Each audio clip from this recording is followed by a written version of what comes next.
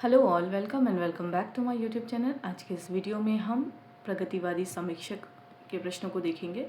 हमने कुछ समीक्षकों को पिछले वीडियो में कवर कर लिया था। आज के इस वीडियो में हम डॉक्टर मैनेजर पांडे से फिर से प्रारंभ करने वाले हैं। सबसे पहले अगर हम देखें तो डॉक्टर मैनेजर पांडे प्रगतिवादी समीक्षक हैं। इनका जीवन काल 1941 से 2022 है, यानी 41 इनका जन्म वर्ष है, 2022 इनका मृत्यु वर्ष है। मैनेजर पांडे से संबंधित जो पहला प्रश्न है, डॉक्टर मैनेजर पांडे की पहली प्रकाशित समीक्षा कृति कौन सी है? ऑप्शन ए शब्द और कर्म, ऑप्शन बी साहित्य और इतिहास दृष्टि, ऑप्शन सी आलोचना की सामाजिकता, option D Surdas. Doctor Manager Pandey की पहली प्रकाशित समीक्षा कृति कौन सी है? सही उत्तर होगा साहित्य और इतिहास दृष्टि। बी इसका सही उत्तर होगा। पहली प्रकाशित समीक्षा कृति है साहित्य और इतिहास दृष्टि। अगला प्रश्न देखते हैं। अगला प्रश्न है भक्ति आंदोलन और सूर का काव्य कृति का प्रकाशन वर्ष क्या है? Option A 1981, option B 1989, option C 1993, option D 2005। भक्ति आंदोलन और सूर का काव्य यह मैनेजर पांडे की कृति है। इसका प्रकाशन वर्ष है, सही उत्तर होगा सी 1993। भक्ति आंदोलन और सूर का काव्य प्रकाशन वर्ष 1993। अगला प्रश्न है डॉक्टर मैनेजर पांडे की कौन सी कृति साहित्य के समाजशास्त्र से जुड़ी है? ऑप्शन ए शब्द और साधना, ऑप्शन बी साहित्य के समाजशास्त्र की भूमिका, ऑप्शन सी आलोचना की सामाजिकता, ऑप्शन डी उपन्यास और लोकतंत्र। डॉक्टर मैनेजर पांडे की कौन सी कृति साहित्य के समाजशास्त्र से जुड़ी है? सही उत्तर होगा बी साहित्य के समाजशास्त्र की भूमिका। डॉक्टर मैनेजर पांडे की कौन सी कृति साहित्य के समाजशास्त्र से जुड़ी है? तो कृति का नाम है साहित्य के समाजशास्त्र की भूमिका। अगला प्रश्न देखते हैं। अगला प्रश्न है सूरदास नामक कृति का प्रकाशन किस वर्ष हुआ? Option A 2005, option B 2010, option C 2013, option D 2015। Surdas कृति भी मैनेजर पांडे की कृति है। इसका प्रकाशन वर्ष अगर हम देखें तो सही उत्तर हो जाएगा 2010। सूरदास 2010 में प्रकाशित कृति है। अगला प्रश्न है कौन सी कृति 2015 ईस्वी में प्रकाशित हुई? ऑप्शन ए शब्द और साधना, ऑप्शन बी साहित्य और दलित दृष्टि, ऑप्शन सी आलोचना में सहमति और असहमति, ऑप्शन डी हिंदी कविता का अतीत और वर्तमान। कौन सी कृति 2015 ईस्वी में प्रकाशित हुई? सही उत्तर होगा बी साहित्य और दलित दृष्टि। यह कृति भी मैनेजर पांडे की कृति है। अगला प्रश्न है उपन्यास और लोकतंत्र का प्रकाशन वर्ष क्या है? Option A 1989, option B 1993, option C 2013, option D 2015। सही उत्तर होगा उपन्यास और लोकतंत्र का प्रकाशन वर्ष 2013। यह कृति भी मैनेजर पांडे की कृति है। अगला प्रश्न है शब्द और साधना कृति किस वर्ष प्रकाशित हुई? Option A 2010, option B 2013, option C 2015, option D 2019। सही उत्तर होगा डी 2019। शब्द और साधना 2019 में प्रकाशित कृति है। अगला जो प्रश्न है वह भी मैनेजर पांडे से संबंधित है। मैनेजर पांडे को किस प्रकार के साहित्यकार के रूप में जाना जाता है? ऑप्शन ए केवल कवि के रूप में, ऑप्शन बी भाषाविद के रूप में, ऑप्शन सी सामाजिक संदर्भों से साहित्य का मूल्यांकन करने वाले आलोचक के रूप में, ऑप्शन डी उपन्यासकार के रूप में। तो सही उत्तर क्या होगा? मैनेजर पांडे को किस प्रकार के साहित्यकार के रूप में जाना जाता है? सामाजिक संदर्भों से साहित्य का मूल्यांकन करने वाले आलोचक हैं। इनकी कुल 12 समीक्षा कृतियां प्रकाशित हुई हैं मैनेजर पांडे की। इन सभी कृतियों को हम देख लेते हैं। सबसे पहली कृति है साहित्य और इतिहास दृष्टि। इसका प्रकाशन वर्ष 1981 है। शब्द और कर्म प्रकाशन वर्ष 1981। साहित्य के समाजशास्त्र की भूमिका 1989। भक्ति आंदोलन और सूर का काव्य 1993। आलोचना की सामाजिकता 2005। सूरदास 2010। हिंदी कविता का अतीत और वर्तमान 2013 प्रकाशन वर्ष। भारतीय समाज में प्रतिरोध की परंपरा 2013, आलोचना में सहमति और असहमति 2013। साथ ही उपन्यास और लोकतंत्र 2013, साहित्य और दलित दृष्टि 2015, शब्द और साधना 2019। तो ये सभी रचनाएं मैनेजर पांडे की रचनाएं थी। एक बार हम पुनः इन 12 रचनाओं को देख लेते हैं। पहली रचना है साहित्य और इतिहास दृष्टि, दूसरा है शब्द और कर्म, तीसरा है साहित्य के समाजशास्त्र की भूमिका, चौथा है भक्ति आंदोलन और सूर का काव्य, पांचवा है आलोचना की सामाजिकता, छठा है सूरदास, सातवां हिंदी कविता का अतीत और वर्तमान, आठवां भारतीय समाज में प्रतिरोध की परंपरा, नौवां आलोचना में सहमति और असहमति, 10वां उपन्यास और लोकतंत्र, 11वां साहित्य और दलित दृष्टि, 12वां शब्द और साधना। तो ये सभी कृतियाँ आपके लिए महत्वपूर्ण हो जाती है, साथ ही इसका प्रकाशन वर्ष भी आपके लिए महत्वपूर्ण रहता है। तो मैनेजर पांडे आपके लिए महत्वपूर्ण प्रगतिवादी समीक्षक हैं। अगला नाम है प्रगतिवादी समीक्षक में ही मधुरेश का। मधुरेश का जो जन्म वर्ष है वह 1939 है, ये अभी भी जीवित है। इनसे संबंधित अगर हम प्रश्न देखें तो मधुरेश का जन्म किस वर्ष हुआ था? Option A 1935, option B 1939, option C 1942, option D 1945। सही उत्तर क्या हो जाएगा? 1939 अभी हमने देखा। ठीक है, जन्म वर्ष 1939। अगला प्रश्न है मधुरेश की पहली प्रकाशित आलोचना कृति कौन सी मानी जाती है? ऑप्शन ए नई कहानी पुनर्विचार, ऑप्शन बी आज की हिंदी कहानी विचार और प्रतिक्रिया, ऑप्शन सी हिंदी कहानी का विकास, ऑप्शन डी आलोचना प्रतिवाद की संस्कृति। सही उत्तर होगा आज की हिंदी कहानी विचार और प्रतिक्रिया। अगला प्रश्न है तीसरा, मधुरेश की आलोचना का मुख्य क्षेत्र कौन सा है? ऑप्शन ए हिंदी नाटक, ऑप्शन बी हिंदी कविता, ऑप्शन सी हिंदी कथा साहित्य, ऑप्शन डी हिंदी निबंध। तो मधुरेश की आलोचना का मुख्य क्षेत्र है, सही उत्तर होगा हिंदी कथा साहित्य। आलोचना के केंद्रीय विषय क्या है? हिंदी कथा साहित्य मधुरेश के लिए। अगला अगर हम प्रश्न देखें तो अगला प्रश्न है मधुरेश के आलोचक व्यक्तित्व के निर्माण में सबसे अधिक योगदान किसका है? ऑप्शन ए सैद्धांतिक लेखन का, ऑप्शन बी उपन्यास लेखन का, ऑप्शन सी पुस्तक समीक्षाओं का, ऑप्शन डी नाट्य आलोचनाओं का। मधुरेश के आलोचक व्यक्तित्व के निर्माण में सबसे अधिक योगदान किसका है? सही उत्तर होगा सी पुस्तक समीक्षाओं का। आलोचक व्यक्तित्व के निर्माण में सबसे अधिक योगदान रहा है पुस्तक समीक्षाओं का। आलोचना के केंद्रीय तत्व में कथा साहित्य रहा है। ठीक है, कथा साहित्य महत्वपूर्ण रहा है, लेकिन उनके आलोचक व्यक्तित्व को उभारने में या उसे विशेष बनाने में पुस्तक समीक्षाओं का योगदान रहा है। अगला प्रश्न है निम्न में से कौन सी कृति मधुरेश की नहीं है? ऑप्शन ए सिलसिला समकालीन कहानी की पहचान, ऑप्शन बी स्त्री की दुनिया, ऑप्शन सी आलोचना का संकट, ऑप्शन डी गोदान पुनर्विचार।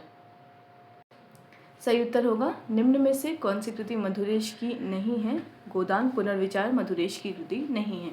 सिलसिला समकालीन कहानी की पहचान का यह मधुरेश की कृति है, स्त्री की दुनिया यह मधुरेश की कृति है और आलोचना का संकट भी मधुरेश की कृति है। अगला प्रश्न है मधुरेश की आलोचना शैली की प्रमुख विशेषता क्या है? ऑप्शन ए भावुकता, ऑप्शन बी खुलापन उदारता और वस्तुनिष्ठ तटस्थता, ऑप्शन सी अतिवादिता, ऑप्शन डी रहस्यवाद। तो मधुरेश की आलोचना शैली की प्रमुख विशेषता क्या है? सही उत्तर क्या होगा? सही उत्तर है बी खुलापन उदारता और वस्तुनिष्ठ तटस्थता। अगला प्रश्न है मधुरेश ने आलोचना के किस पक्ष पर अधिक ध्यान दिया है? ऑप्शन ए सैद्धांतिक पक्ष पर, ऑप्शन बी व्यवहारिक पक्ष पर, ऑप्शन सी मनोवैज्ञानिक पक्ष पर, ऑप्शन डी सांस्कृतिक पक्ष पर। तो मधुरेश ने आलोचना के किस पक्ष पर ध्यान दिया है? सही उत्तर होगा बी व्यवहारिक पक्ष। ठीक है, मधुरेश ने आलोचना के व्यवहारिक पक्ष पर अधिक ध्यान दिया है। अगला प्रश्न है मधुरेश का मत है कि आलोचना का मुख्य कार्य क्या है? ऑप्शन ए रचनाकार की आलोचना करना, ऑप्शन बी रचना और रचनाकार की प्रामाणिक और विश्वसनीय व्याख्या करना, ऑप्शन सी सिद्धांत बनाना, ऑप्शन डी रचना में त्रुटियां निकालना। सही उत्तर होगा बी रचना और रचनाकार की प्रामाणिक और विश्वसनीय व्याख्या करना। मधुरेश के मत के अनुसार आलोचना का मुख्य कार्य है रचना और रचनाकार की प्रामाणिक और विश्वसनीय व्याख्या करना। अगला प्रश्न है मधुरेश की पुस्तकों में मार्क्सवादी जीवन दृष्टि और रांगे राघव किस वर्ष प्रकाशित हुई? Option A 2010, option B 2013, option C 2014, option D 2015। सही उत्तर होगा मधुरेश की पुस्तकों में मार्क्सवादी जीवन दृष्टि और रांगे राघव, यह पुस्तक 2014 में प्रकाशित हुई है। तो यह पुस्तक भी आपके लिए महत्वपूर्ण हो जाती है। अगला हम प्रश्न देखते हैं। अगला प्रश्न है, आलोचना प्रतिवाद की संस्कृति किस वर्ष प्रकाशित हुई थी? Option A 2004, option B 2006, option C 2011, option D 2013। आलोचना प्रतिवाद की संस्कृति किस वर्ष प्रकाशित हुई थी? सही उत्तर होगा आलोचना प्रतिवाद की संस्कृति 2011 में प्रकाशित हुई है। यह कृति भी मधुरेश की कृति है। मधुरेश की रचनाओं को हम एक बार पुनः देख लेते हैं। आज की हिंदी कहानी, विचार और प्रतिक्रिया, यह कृति मधुरेश की है और इसका प्रकाशन वर्ष 1971 है। सिलसिला समकालीन कहानी की पहचान 1977 प्रकाशन वर्ष। देवकीनंदन खत्री 1980 प्रकाशन वर्ष। संप्रति समकालीन हिंदी उपन्यास में संवेदना और सरोकार प्रकाशन वर्ष 1983। रांगे राघव 1988, राहुल का कथाक्रम 1996, हिंदी कहानी का विकास 1996, अमृतलाल नागर व्यक्तित्व एवं रचना संसार 1997, हिंदी उपन्यास का विकास, यह महत्वपूर्ण पुस्तक है 1998, नई कहानी पुनर्विचार 1999, भैरव प्रसाद गुप्त 2000, हिंदी उपन्यास की सार्थक पहचान 2001, हिंदी आलोचना का विकास 2004, कहानीकार जैनेन्द्र पुनर्विचार 2004, यशपाल के उपन्यास 2006, आलोचना प्रतिवाद की संस्कृति 2011, मार्क्सवादी आलोचना और शिवदान सिंह चौहान 2011, शिनाख्त 2013, समय समाज और उपन्यास 2013, मार्क्सवादी जीवन दृष्टि और रांगे राघव 2014, स्त्री की दुनिया 2015, होना भीष्म साहनी का 2016, काले दौर में एक चेतावनी की तरह 2018, आलोचना का संकट 2018, ऐतिहासिक उपन्यास इतिहास और इतिहास 2019, सीढ़ियों पर उपन्यास 2019, अमरकांत 2019, इतिहास का परिशिष्ट 2021। तो ये सभी महत्वपूर्ण जो रचनाएं हैं वो मधुरेश की रचनाएं हैं। एक बार पुनः हम इन रचनाओं को देख लेते हैं।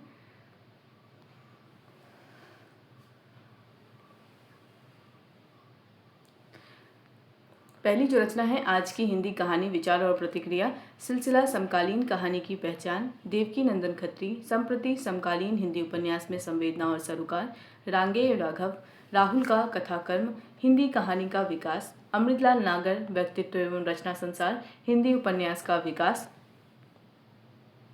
ठीक है। नई कहानी पुनर्विचार, भैरव प्रसाद गुप्त, हिंदी उपन्यास सार्थक की पहचान,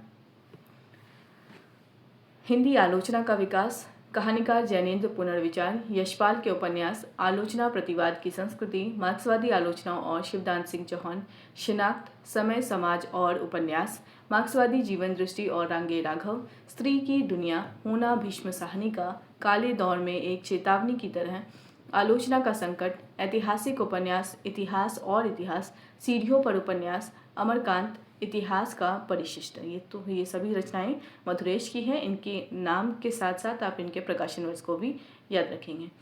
अगले जो रचनाकार हैं वो शंभुनाथ, ये भी प्रगतिवादी समीक्षक हैं। इनका समय 1948 है, ये भी अभी जीवित है। अगर हम देखें तो पहला प्रश्न हमारा है, अब शंभुनाथ का जन्म किस वर्ष हुआ था? Option A 1942, option B 1948, option C 1952, option D 1958। तो सही उत्तर क्या हो जाएगा? 1948। अगला प्रश्न है, शंभुनाथ किस पीढ़ी के समीक्षकों में आते हैं? ऑप्शन ए छायावादी पीढ़ी, ऑप्शन बी नई पीढ़ी के प्रगतिशील समीक्षक, ऑप्शन सी प्रयोगवादी पीढ़ी, ऑप्शन डी अज्ञेतर पीढ़ी। सही उत्तर होगा नई पीढ़ी के प्रगतिशील समीक्षक।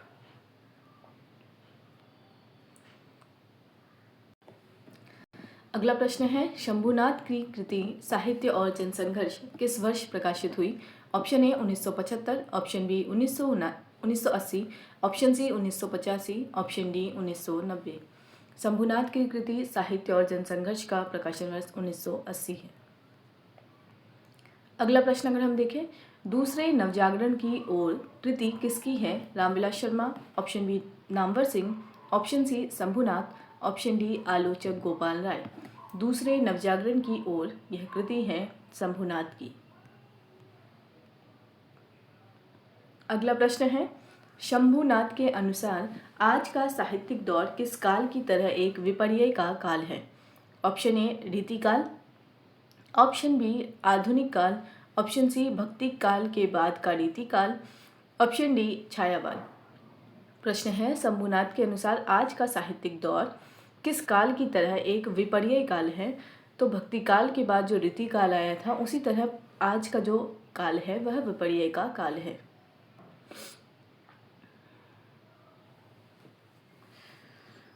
अगला प्रश्न है, शंभुनाथ के अनुसार वर्तमान सांस्कृतिक संकट से मुक्ति का उपाय क्या है?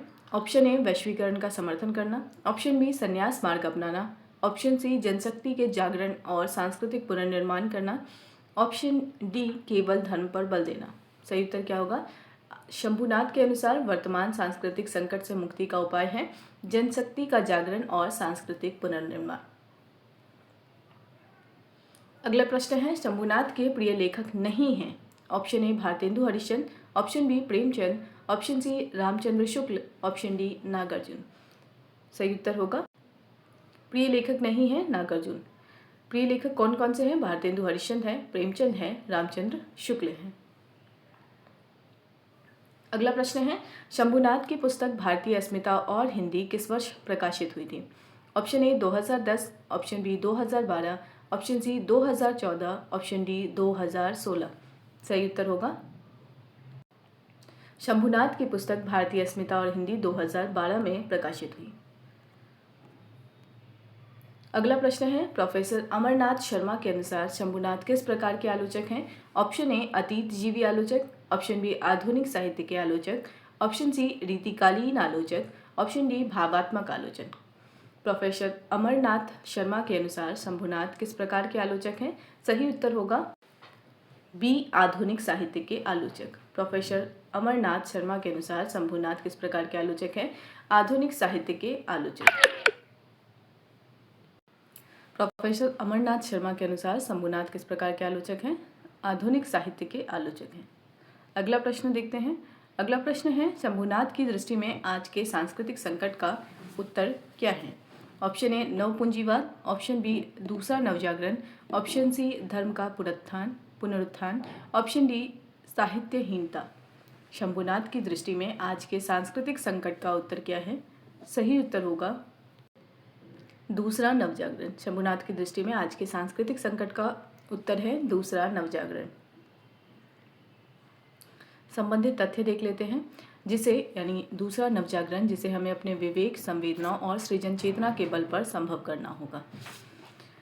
संबंधित तथ्य जो अमरनाथ शर्मा की जो टिप्पणी थी शंभुनाथ जी को लेकर, यानी कि वो साहित्य के समृद्ध आलोचक हैं, आधुनिक साहित्य के आलोचक हैं। प्रोफेसर अमरनाथ शर्मा ने शंभुनाथ के विषय में कहा था, उससे संबंधित तथ्य है ये। उनकी आलोचना पर यानी शंभुनाथ की आलोचना पर प्रोफेसर अमरनाथ शर्मा की टिप्पणी महत्वपूर्ण है। शंभुनाथ जी अतीत जीवी आलोचक नहीं हैं, वे आधुनिक साहित्य के आलोचक हैं और उनकी नज़र अपने समय पर रहती है। भारतेंदु, प्रेमचंद, रामचंद्र शुक्ल और रामविलास शर्मा उनके प्रिय लेखक हैं। भारतेंदु हैं, प्रेमचंद हैं, रामचंद्र शुक्ल हैं और रामविलास शर्मा हैं। ये चार शंभुनाथ के प्रिय लेखक हैं। वे आधुनिक साहित्य के महत्वपूर्ण आलोचक हैं। हिंदी नवजागरण के व्याख्याता के रूप में उनकी भूमिका महत्वपूर्ण है। हिंदी आलोचना का आलोचनात्मक इतिहास पृष्ठ संख्या 200 में इस तथ्य को दिखाया गया है। ठीक है, तो अमरनाथ शर्मा की टिप्पणी के अनुसार जो शंभुनाथ है, इनके जो प्रिय लेखक हैं वो चार हैं, भारतेंदु, प्रेमचंद, रामचंद्र शुक्ल और रामविलास शर्मा। ये चार लेखक इनके प्रिय लेखकों में से हैं। ठीक है, संबंधित रचनाओं को देख लेते हैं, यानी शंभुनाथ की जितनी रचनाएं हैं उनका नाम और उनके प्रकाशन वर्ष को देख लेते हैं। सबसे पहली जो रचना है वह है साहित्य और जनसंघर्ष, प्रकाशन वर्ष 1980। दूसरी है रचना तीसरा यथार्थ, प्रकाशन वर्ष 1984, मिथक और आधुनिक कविता प्रकाशन वर्ष 1985, बौद्धिक उपनिवेशवाद की चुनौती और रामचंद्र शुक्ल 1988, प्रेमचंद का पुनर्मूल्यांकन 1988, दूसरे नवजागरण की ओर 1993, धर्म का दुखांत 2000, संस्कृति की उत्तर कथा 2000, दुस्समय में साहित्य 2002, हिंदी नवजागरण और संस्कृति 2004, सभ्यता से संवाद 2008, डॉक्टर रामविलास शर्मा 2011, भारतीय अस्मिता और हिंदी 2012, कवि की नई दुनिया 2012, राष्ट्रीय पुनर्जागरण और रामविलास शर्मा 2013, उपनिवेशवाद और हिंदी आलोचना रामचंद्र शुक्ल का वैचारिक संघर्ष 2014, प्रेमचंद का हिंदुस्तान साम्राज्य से राष्ट्र तक 2014, हिंदी उपन्यास राष्ट्र और हाशिया 2016, भारत की अवधारणा 2020, भारतीय नवजागरण एक असमाप्त सफर 2022, हिंदी नवजागरण भारतेंदु और उनके बाद 2022, भक्ति आंदोलन उत्तर धार्मिक संकट 2023, हिंदुस्तान में अफवाह 2023। तो ये समस्त कृतियाँ शंभुनाथ की कृति थी। एक बार पुनः हम इन कृतियों के नाम को देख लेते हैं। पहली कृति है साहित्य और जनसंघर्ष, तीसरा यथार्थ, मिथक और आधुनिक कविता, बौद्धिक उपनिवेशवाद की चुनौती और रामचंद्र शुक्ल, प्रेमचंद का पुनर्मूल्यांकन, दूसरे नवजागरण की ओर, धर्म का दुखांत, संस्कृति की उत्तर कथा, दुस्समय में साहित्य, हिंदी नवजागरण और संस्कृति, सभ्यता से संवाद, डॉक्टर रामविलास शर्मा, भारतीय अस्मिता और हिंदी, कवि की नई दुनिया, राष्ट्रीय पुनर्जागरण और रामविलास शर्मा, उपनिवेशवाद और हिंदी आलोचना रामचंद्र शुक्ल का वैचारिक संघर्ष, प्रेमचंद का हिंदुस्तान साम्राज्य से राष्ट्र तक, हिंदी उपन्यास राष्ट्र और हाशिया, भारत की अवधारणा, भारतीय नवजागरण एक असमाप्त सफर, हिंदी नवजागरण भारतेंदु और उनके बाद, भक्ति आंदोलन और उत्तर धार्मिक संकट, हिंदुस्तान में अफवाह। अगले रचनाकार हैं डॉक्टर वीरेंद्र यादव। इनका जन्म वर्ष 1950, ये भी अभी जीवित हैं। पहला प्रश्न है, डॉक्टर वीरेंद्र यादव का जन्म कब हुआ था? सही उत्तर होगा बी, 1950। अगला प्रश्न है, डॉक्टर वीरेंद्र यादव की पहचान किस रूप में है? ऑप्शन ए कवि, दूसरा कहानीकार, तीसरा कथा समीक्षक, ऑप्शन और चौथा नाटककार। सही उत्तर होगा वीरेंद्र यादव की पहचान कथा समीक्षक के रूप में है। अगला प्रश्न है, वीरेंद्र यादव की आलोचना का मुख्य क्षेत्र कौन सा है? ऑप्शन ए कविता आलोचना, ऑप्शन बी नाटक आलोचना, ऑप्शन सी उपन्यास आलोचना, ऑप्शन डी कहानी आलोचना। सही उत्तर क्या होगा? उपन्यास आलोचना। वीरेंद्र यादव की आलोचना का मुख्य क्षेत्र है उपन्यास आलोचना।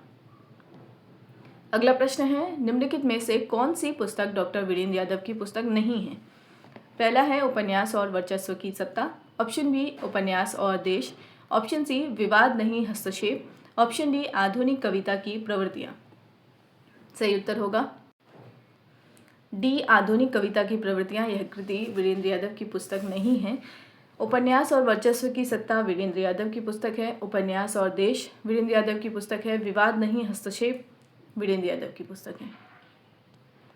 अगला प्रश्न है, वीरेंद्र यादव की कितनी आलोचनात्मक पुस्तकें प्रकाशित हो चुकी हैं? Option A 2, option B 3, option C 4, option D 5। सही उत्तर होगा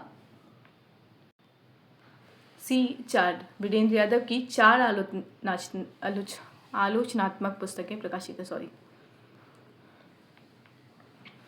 अगला प्रश्न है, निम्न में से किस उपन्यास पर डॉक्टर वीरेंद्र यादव ने विश्लेषण कार्य नहीं किया है? Option A Godan, option B Raag Darbari, option C गुनाहों का देवता, ऑप्शन डी झूठा सच।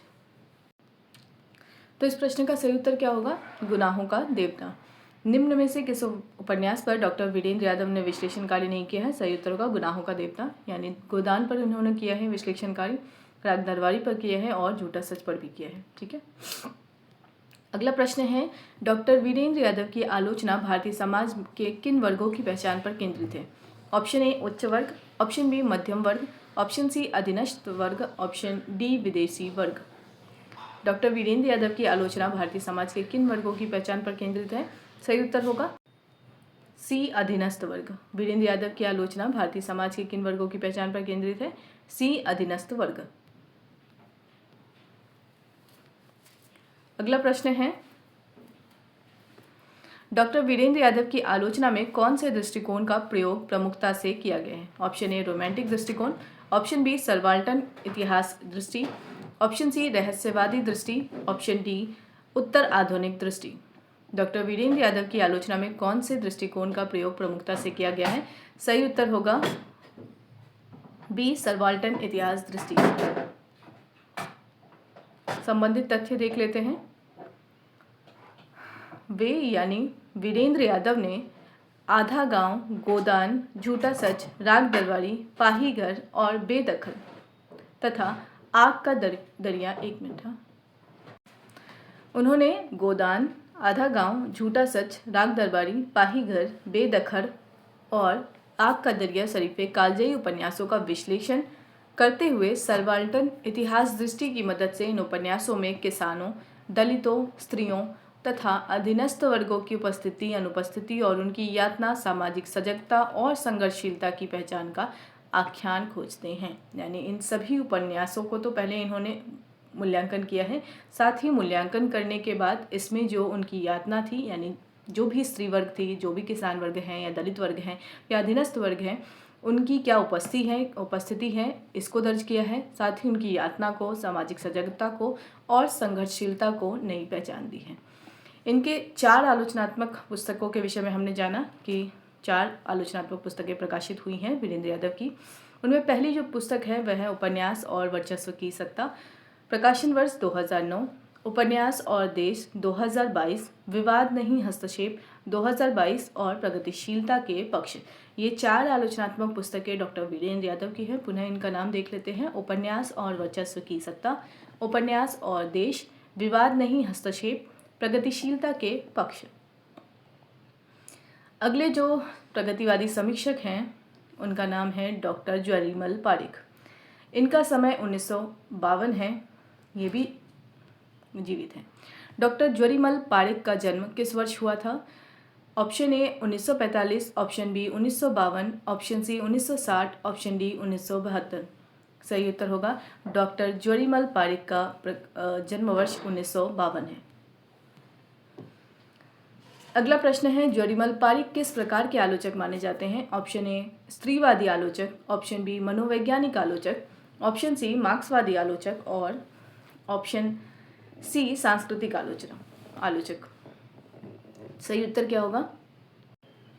डॉक्टर ज्वरीमल पारिक किस प्रकार के आलोचक हैं? मार्क्सवादी आलोचक हैं। सही उत्तर होगा सी। अगला प्रश्न है, नई कविता का वैचारिक परिप्रेक्ष्य कृति का प्रकाशन किस वर्ष हुआ था? यह कृति ज्वरीमल पारिक की कृति है। इसका प्रकाशन वर्ष देख लेते हैं। 1991, option A, option B 1995, option C 2001, option D 2007। सही उत्तर होगा नई कविता का वैचारिक परिप्रेक्ष्य, प्रकाशन वर्ष 1991। अगला प्रश्न है, संस्कृति और समीक्षा के सवाल किसकी कृति है? Option A Namvar Singh, option B Ramvilas Sharma, option C doctor Jawarimal Parakh, option D Vishnu Khare. सही उत्तर होगा संस्कृति और समीक्षा के सवाल, यह कृति है डॉक्टर ज्वरीमल पारिक। अगला प्रश्न है, डॉक्टर ज्वरीमल पारिक की कौन सी कृति 2007 में प्रकाशित हुई थी? ऑप्शन ए नई कविता का वैचारिक परिप्रेक्ष्य, ऑप्शन बी आधुनिक साहित्य मूल्यांकन और पुनर्मूल्यांकन, ऑप्शन सी हिंदी कथा साहित्य यथार्थवादी परंपरा, ऑप्शन डी प्रगतिशील आंदोलन और नई कविता का वैचारिक अंतःसंघर्ष। सही उत्तर होगा 2007 में ज्वरीमल पारिक की प्रकाशित कृति है बी आधुनिक साहित्य मूल्यांकन और पुनर्मूल्यांकन। यह कृति 2007 में प्रकाशित हुई है। अगला प्रश्न है, कौन सी कृति 2023 में प्रकाशित हुई थी? ऑप्शन ए हिंदी कथा साहित्य यथार्थवादी परंपरा, ऑप्शन बी साहित्य इतिहास काव्य परंपरा और लोकतांत्रिक दृष्टि, ऑप्शन सी प्रगतिशील आंदोलन और नई कविता का वैचारिक अंतःसंघर्ष, ऑप्शन डी संस्कृत और समीक्षा के सवाल। सही उत्तर होगा सी प्रगतिशील आंदोलन और नई कविता का वैचारिक अंतःसंघर्ष। 2023 में प्रकाशित इस कृति के रचनाकार भी डॉक्टर ज्वरीमल पारक हैं। प्रगतिशील आंदोलन और नई कविता का वैचारिक अंतः संघर्ष। अगला प्रश्न है, डॉक्टर ज्वरीमल पारिक का संबंध मुख्यतः किस क्षेत्र से है? ऑप्शन ए नाटक लेखन, ऑप्शन बी फिल्म समीक्षा और मीडिया विमर्श, ऑप्शन सी उपन्यास लेखन, ऑप्शन डी कविता रचना। सही उत्तर होगा फिल्म समीक्षा और मीडिया विमर्श। ज्वरीमल पारिक का संबंध मुख्यतः फिल्म समीक्षा और मीडिया विमर्श से संबंधित है। इनकी समस्त रचनाओं को हम देख लेते हैं। सबसे पहली रचना इनकी है नई कविता का वैचारिक, ठीक है, इतनी ही रचना है। सबसे पहली रचना है नई कविता का वैचारिक परिप्रेक्ष्य, प्रकाशन वर्ष 1991। दूसरा है संस्कृत और समीक्षा के सवाल, 1995 प्रकाशन वर्ष। आधुनिक साहित्य मूल्यांकन और पुनर्मूल्यांकन, 2007 प्रकाशन वर्ष। हिंदी कथा साहित्य यथार्थवादी परंपरा, 2021 प्रकाशन वर्ष। साहित्य इतिहास काव्य परंपरा और लोकतांत्रिक दृष्टि, 2021 प्रकाशन वर्ष। प्रगतिशील आंदोलन और नई कविता का वैचारिक अंतः संघर्ष, 2023 इसका प्रकाशन वर्ष। पुनः देख लेते हैं इनकी रचनाओं को। नई कविता का वैचारिक परिप्रेक्ष्य, संस्कृत और समीक्षा के सवाल, आधुनिक साहित्य मूल्यांकन और पुनर्मूल्यांकन, हिंदी कथा साहित्य यथार्थवादी परंपरा, साहित्य इतिहास काव्य परंपरा और लोकतांत्रिक दृष्टि, प्रगतिशील आंदोलन और नई कविता का वैचारिक अंतः संघर्ष। अगले और आखिरी प्रगतिवादी समीक्षक हैं डॉक्टर प्रदीप सक्सेना। प्रदीप सक्सेना का समय है 1955, इनका जन्म वर्ष है। तो पहला प्रश्न ही, प्रदीप सक्सेना का जन्म किस वर्ष हुआ था? सही उत्तर होगा क्या? सी 1955। अगला प्रश्न है, डॉक्टर प्रदीप सक्सेना की पुस्तक 1857 और भारतीय नवजागरण किस वर्ष प्रकाशित हुई थी? 1857 और भारतीय नवजागरण किस वर्ष प्रकाशित हुई थी यह कृति?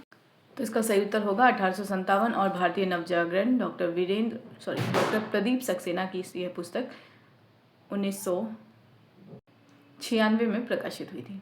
ठीक है, तो 20 का सही उत्तर होगा 1857 और भारतीय नवजागरण 1996 में प्रकाशित कृति है। अगला प्रश्न है, डॉक्टर प्रदीप सक्सेना की निम्नलिखित में से कौन सी कृति 2004 ईस्वी में प्रकाशित हुई थी? ऑप्शन ए 1857 और भारतीय नवजागरण, ऑप्शन बी रश्मि अध्ययनों से परे इतिहास और आलोचना, ऑप्शन सी तिलस्मी साहित्य का साम्राज्यवाद विरोधी चरित्र, ऑप्शन डी भारतीय पुनर्जागरण और आलोचना। सही उत्तर होगा सी तिलस्मी साहित्य का साम्राज्यवाद विरोधी चरित्र। 2004 में प्रकाशित कृति तिलस्मी साहित्य का साम्राज्यवाद विरोधी चरित्र प्रदीप सक्सेना की पुस्तक है। अगला प्रश्न है, डॉक्टर प्रदीप सक्सेना द्वारा किस उपन्यासकार के कृतियों में साम्राज्य विरोधी चेतना देखने का प्रयास किया गया है? Option A Premchand, option B Devkinandan Khatri, option C Jaishankar Prasad, option D Bharatendu Harishchandra. सही उत्तर होगा बी देवकीनंदन खत्री। डॉक्टर प्रदीप सक्सेना द्वारा किस उपन्यासकार के कृतियों में साम्राज्य विरोधी चेतना देखने का प्रयास किया गया? देवकीनंदन खत्री के उपन्यासों में। अगला प्रश्न है, डॉक्टर प्रदीप सक्सेना का आलोचनात्मक दृष्टिकोण मुख्य रूप से किस विचारधारा से प्रभावित है? ऑप्शन ए अस्तित्ववाद, ऑप्शन बी मार्क्सवाद, ऑप्शन सी संरचनावाद, ऑप्शन डी उत्तर औपनिवेशिक सिद्धांत। तो प्रदीप सक्सेना का आलोचनात्मक दृष्टिकोण मार्क्सवाद से प्रभावित है। इनकी रचनाओं को देख लेते हैं एक बार। प्रदीप सक्सेना की पहली रचना है 1857 और भारतीय नवजागरण 1996 प्रकाशन वर्ष। दूसरा है तिलस्मी साहित्य का साम्राज्यवाद विरोधी चरित्र 2004 प्रकाशन वर्ष। तीसरा है रश्मि अध्ययनों से परे इतिहास और आलोचना 2020 इसका प्रकाशन वर्ष। यानी टोटल 3 कृतियां डॉक्टर वीरेंद्र सक्सेना की है, डॉक्टर प्रदीप सक्सेना की, सॉरी मुझे वीरेंद्र याद रह रहे हैं। ठीक है, तो डॉक्टर प्रदीप सक्सेना की अगर हम बात करें तो 1857 और भारतीय नवजागरण 1996, तिलस्मी साहित्य का साम्राज्यवाद विरोधी चरित्र 2004, रश्मि अध्ययनों से परे इतिहास और आलोचना 2020। तो ये 3 कृतियां जो हैं ये डॉक्टर प्रदीप सक्सेना की आलोचनात्मक कृतियां हैं। ठीक है, ये तीनों आपके लिए महत्वपूर्ण रहते हैं। अगला जो तथ्य है अगर हम उसे देखें, उपर्युक्त आलोचकों के अतिरिक्त नई पीढ़ी के प्रगतिशील समीक्षकों में, यानी हमने पहली पीढ़ी के प्रगतिशील समीक्षकों को देखा, फिर दूसरी पीढ़ी के प्रगतिशील समीक्षकों को देखा, अब जो नई पीढ़ी के प्रगतिशील समीक्षक हैं उनमें चंद्रबली सिंह, जिनका समय है 1924 से 2011। दूसरे हैं चंद्रभूषण तिवारी, 1931 से 1993। तीसरे हैं सुरेंद्र चौधरी, 1931 से 2001। चौथे हैं खगेंद्र ठाकुर, 1935 से 2020। पांचवें हैं डॉक्टर ओम प्रकाश ग्रेवाल, समय है 1937 से 2007। कर्ण सिंह चौहान, 1948 इनका जन्म वर्ष है। श्याम कश्यप, 1948 से 2018 इनका समय है। आदि अनेक समीक्षक उल्लेखनीय हैं। ये सभी अपने अपने विशिष्ट क्षेत्रों में महत्वपूर्ण कार्य कर रहे हैं। तो ये इन सभी रचनाकारों का नाम किस रूप में लिया जाता है? प्रगतिवादी समीक्षक के रूप में ही लिया जाता है। अगला जो महत्वपूर्ण तथ्य है वह भी देख लेते हैं। पिछले कुछ वर्षों में समीक्षा की जो नई जमीन तैयार हुई है और जिसके चलते परंपरा और इतिहास बोध, साहित्य का समाजशास्त्र, आलोचक का सामाजिक दायित्व, आधुनिकतावाद और यथार्थवाद, आधुनिकता और भारतीयता, संरचनावाद और साहित्य का इतिहास, नई समीक्षा और विच्छेदनवाद, रचना और आलोचना की द्वंद्वात्मकता, आलोचना की संस्कृति, नव मानवतावाद, शैली विज्ञान, प्रेषणीयता का संदर्भ, भाषा का आधुनिकीकरण, उत्तर आधुनिकता, विखंडनवाद आदि प्रश्नों पर जिस गंभीरता से विचार विमर्श हुआ है वह प्रगतिशील समीक्षा की प्रगति और विकास का द्योतक है। अगर हम ओवरऑल देखें तो प्रगतिशील जो समीक्षक हैं उन्होंने इन विषयों के ऊपर या इन विषयों पर केंद्रित ही अपनी आलोचनात्मक कृति में इसका विश्लेषण किया है। अगला जो टॉपिक है वह नया भावबोध और नई समीक्षा है। इस टॉपिक को हम अगले वीडियो से प्रारंभ करेंगे। प्रगतिशील समीक्षक जितने भी थे हमने उनको कवर कर लिया है। अब जो टॉपिक है वो नया भावबोध और नई समीक्षा है, इसे हम एक वीडियो में कवर कर लेंगे। साथ ही जो दूसरा टॉपिक है हिंदी के नए समीक्षक, तो हिंदी के नए समीक्षक में जो समकालीन समीक्षक हैं उनको हम देखेंगे। यानी ज़रूरी नहीं है कि वो मार्क्सवादी या प्रगतिशील विचारधारा से ही प्रेरित होकर समीक्षा लेख या आलोचनात्मक लेख लिख रहे हों। तो जो भी समीक्षा या आलोचना के क्षेत्र में गंभीर हैं या जो भी अपनी लेखन कार्य उस दिशा में कर रहे हैं, यानी आलोचना या समीक्षा के क्षेत्र में, उन सभी आलोचकों को हम हिंदी के नए समीक्षक के अंतर्गत पढ़ने वाले हैं। ठीक है, तो हो सकता है उनमें से कुछ जो रचनाकार हैं वो आपके मतलब जहन में होंगे या उनको आप जानते पहचानते होंगे। ठीक है, तो आज का यह वीडियो यहीं पे एंड करते हैं। वीडियो को एंड तक देखने के लिए थैंक यू सो मच।